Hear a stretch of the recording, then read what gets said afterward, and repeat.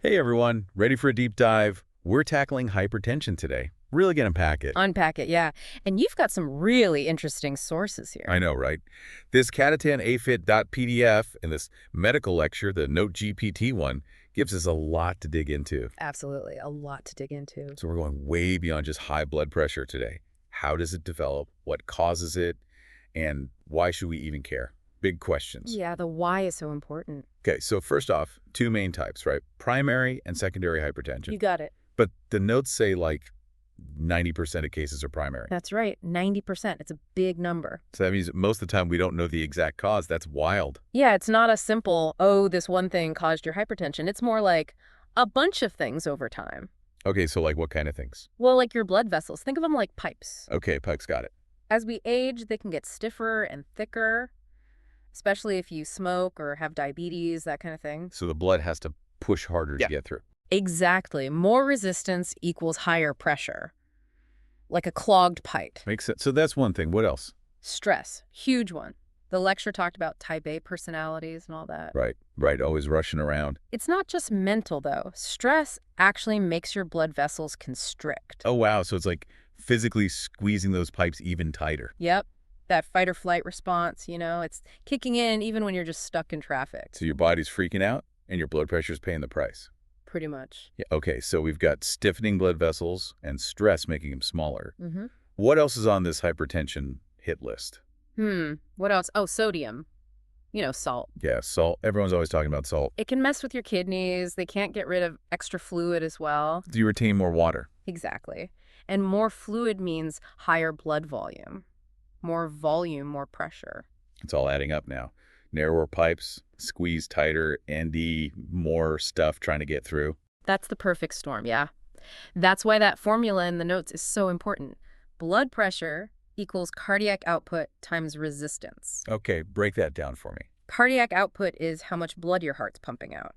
And resistance is, well, how much pushback it's getting in the blood vessels. Gotcha. So if either of those goes up, blood pressure goes up too. In a team effort, not just one villain here. Exactly. And with primary hypertension, it's usually a combo of these things, building up over time. Okay, that makes sense for primary, but what about secondary hypertension? That's different. Right. That's where something else is going on, some other medical condition. It's causing the high blood pressure. Exactly. Could be kidney problems, hormones, even some medications. It's more straightforward in a way. We know there's a specific cause. But the lecture mentioned it could be harder to treat, right? Yeah, sometimes. It doesn't always respond as well to the usual treatments. So we got to figure out that root cause. Exactly. Address the cause, manage the hypertension. Okay, so that's a whole other can of worms we'll open up later. But for now, I think we've laid some good groundwork. Definitely, yeah. Good groundwork. Okay, so we've talked about primary hypertension. But what about secondary? Where do we even start with that? Well, the lecture gave us this handy mnemonic, renals. Each letter stands for a potential cause. Renals. Okay, I like it. Easy to remember. So R is for renal, as in kidney problems. Right, the notes talked about how damaged kidneys can really mess with blood pressure. Yeah, when the kidneys aren't working right, they can trigger this whole system called the RAAS, stands for renin-angiotensin-aldosterone system. It's basically your body's blood pressure control center. Okay, and damaged kidneys throw that off. Exactly. They release this enzyme, renin, and it sets off this chain reaction. A chain reaction that leads to higher blood pressure. It causes your blood vessels to constrict, and your body hangs onto more sodium and water. Ugh, a double whammy. And it can create a vicious cycle. Damaged kidneys lead to higher blood pressure, which can then cause even more kidney damage. That's scary. So how do doctors even know if it's a kidney problem? Well, one thing they listen for is a bruit. It's this whooshing sound in the abdomen. A whooshing sound. Yeah, it means the blood flow is turbulent, likely because there's a blockage in one of the renal arteries. Okay, so that's R for renal. What's next on this list? E is for endocrine. We're talking hormones here. Hormones. Really? Mills. I always think about like moods and growth spurts, not blood pressure. Well, hormones do a lot more than you might think. And when it comes to blood pressure, they're major players. Okay, so which hormones are the troublemakers? Well, the lecture mentioned that both high and low thyroid levels can cause hypertension. Wait, both. That's interesting. Yeah, they just do it in different ways. Hyperthyroidism, that's when your thyroid's overactive. Like it's working too hard. Exactly. Makes your heart race, your metabolism goes crazy, and your systolic pressure shoots up. So that's the top number in a blood pressure reading. Right. Now, hypothyroidism, that's the opposite. Underactive thyroid. So everything slows down. Pretty much. Yeah. Metabolism sluggish, blood vessels constrict more, and that drives up your diastolic pressure, the bottom number. Wow. So two sides of the same coin, but both leading to hypertension. Exactly. And then we've got the adrenal glands. Those tiny little things sitting on top of the kidneys. Yep, those are the ones. They pump out a whole bunch of hormones that can affect blood pressure. Like what? Aldosterone, cortisol, adrenaline, you name it. Too much aldosterone and your body holds on to too much water and sodium, increases blood volume. High cortisol, like in Cushing's syndrome, it's like being stressed out 24/7.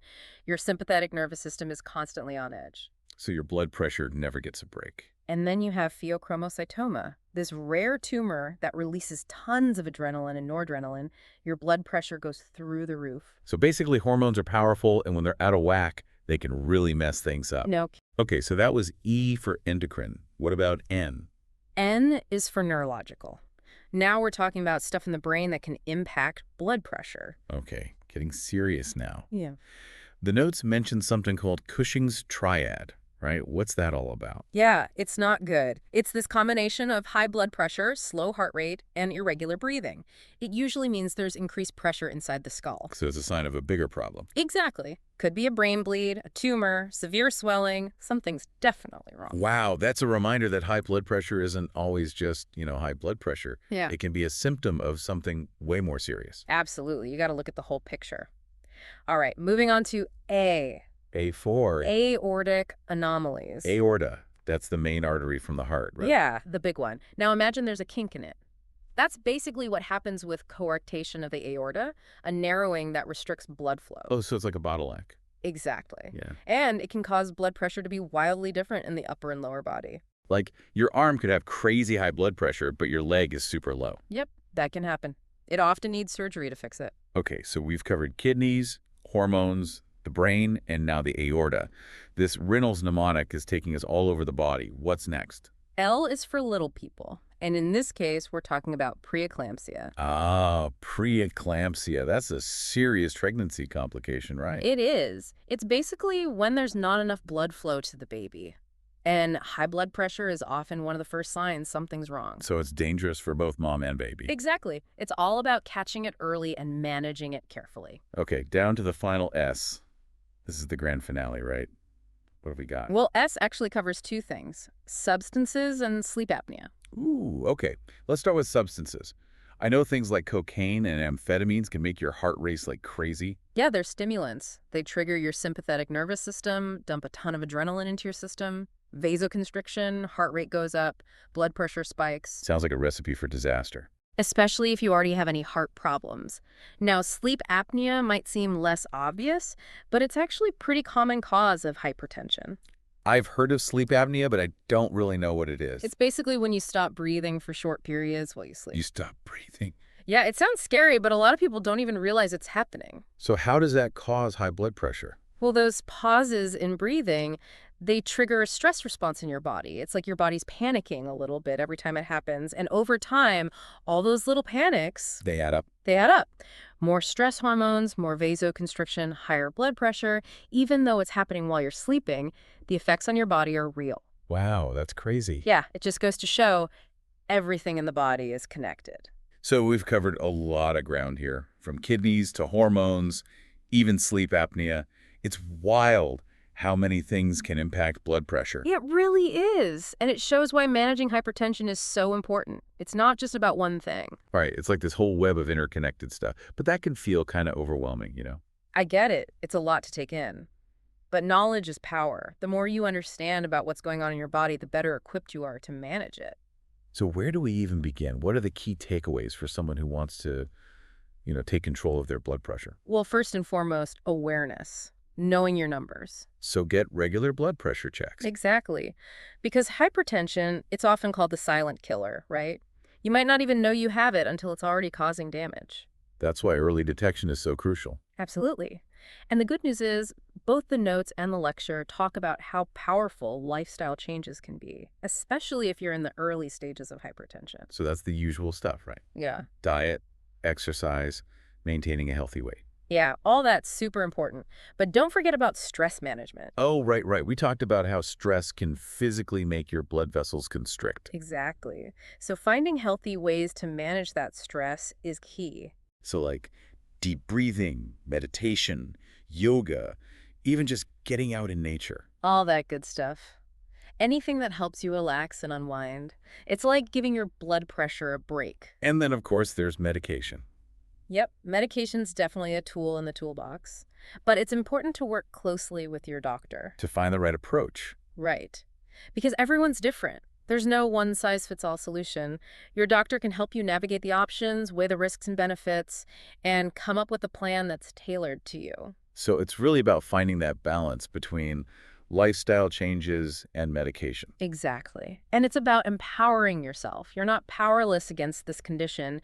You can make choices that have a real impact on your health. That's a great message to end on, I think. It's about taking control, understanding your body, and working with your doctor to find the best path forward. Absolutely. Well, this has been a fascinating deep dive. I feel like we've barely scratched the surface, but we've learned a lot from just these two sources. We have, and it makes you realize how much more there is to discover. To our listeners out there, keep exploring, keep asking questions, and keep advocating for your health. You have the power to make a difference. And remember, you're not alone in this journey.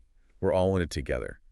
Thanks for joining us on this deep dive into the world of hypertension. We hope you found it insightful and empowering. Stay curious, stay informed, and stay well.